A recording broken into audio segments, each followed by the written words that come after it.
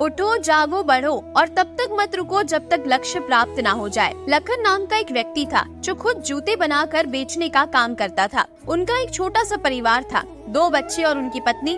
कमाई का एकमात्र जरिया था जूते बेचना। उससे जो भी पैसा आता था उसे घर चलाने के लिए खर्च कर दिया जाता था। लखन रात में जूते चप्पल बनाता था और सुबह से ही जूते बेचने चला जाता।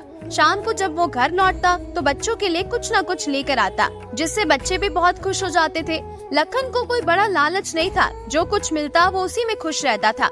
वो हमेशा सकारात्मक भाव से रहता था। एक दिन ऐसा हुआ कि हमेशा की तरह लखन उस दिन भी जल्दी उठ जाता है और जूते बेचने चला जाता है, लेकिन उनके जूते कोई खरीदता नहीं है। घूमते घूमते शाम हो जाती है, लेकिन एक भी जोड़े जूते नहीं बिकते, जिस वजह से वो हताश होकर वापस घर लौट आता है। लखन जब घर गया तो उसके बच्चे दरवाजे के पास खड़े होकर बात कर रहे थे कि आज बापू क्या लाएंगे। लखन को देखते ही बच्चे दौड़ते हुए आते हैं और पूछने लगते हैं, बापू हमारे लिए क्या लाए? लखन कहता है, मैं आज कुछ नहीं ला पाया, कल जरूर लाऊंगा। ये सुनकर बच्चे उदास हो जाते हैं और चुपचाप अपने कमरे में चले जाते हैं। काफी दिनों तक ये सिलसिला चलता रहा।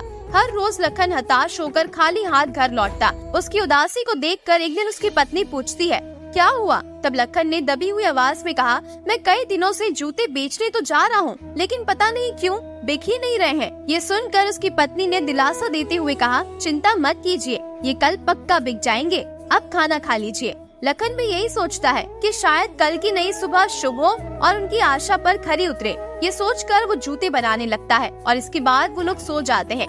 अगले दिन लखन फिर जल्दी उठता है और जूते बेचने के लिए निकल जाता है, लेकिन फिर एक बार वही होता है, जूते बिक नहीं पाते। फिर से वो खाली हाथ घर आता है और हर दिन की तरह लखन को देखकर बच्चे दौड़ते हुए आते हैं और पूछते हैं, बापू हमारे लिए क्या लाए? लखन बच्चों की ओर देखता है और कहता है, बेटा मैं आज फिर से भूल गया, मैं कल जरूर कुछ लाऊंगा। ये सुनकर बच्चे फिर मायूस हो जाते हैं और बिना कुछ कहे वापस चले जाते हैं। लखन सोचता है कि कोई मेरे बनाए जूते क्यों नहीं खरीद रहा, मैं कल दूसरी जगहों पर जाऊंगा और जूते बेचकर वापस आऊंगा। लखन रात में जूते बनाता और सुबह बेचने के लिए निकल जाता। लखन रोज जूते बेचने जाता था, लेकिन खाली हाथ ही लौट आता था। इस तरह 1 महीना बीत गया और दिवाली का समय आ गया। उसकी पत्नी कहती है, 2 दिन में दिवाली है और घर में 1 रुपया भी नहीं है। लखन कहता है, चिंता मत करो, आज भले ही कुछ नहीं हो पाया, शायद कल की सुबह शुभ हो, शायद कल कुछ बिक्री हो जाए। फिर से मन में कल की आशा लेकर वो जूते बनाने लगा। बनाते बनाते उन्होंने सोचा, अगर मैं जूतों की बनावट में कुछ नया करूं तो शायद कुछ जूते बिक जाए। इसी के साथ वो जूते बनाने लगा। उस रात वो जूतों की बनावट को एक नए ढंग से बनाता है और सुबह फिर से उन्हें बेचने निकल जाता है। और उस दिन सुबह से दोपहर होने तक में उसके सारे जूते बिक जाते हैं। उसकी खुशी की कोई सीमा ही नहीं रहती। वो बाजार से बच्चों और पत्नी के लिए नए कपड़े खरीदता है। वो घर जाते ही बच्चों और पत्नी को तोहफे देता है, जिन्हें देखकर उसके बच्चे और पत्नी दोनों बहुत खुश हो जाते हैं। लखन ने तोहफा देते हुए अपनी पत्नी से कहा, आज सारे जूते बिक गए और साथ ही किसी व्यापारी ने मुझे और 100 जोड़ी जूते बनाने का ऑर्डर दिया है।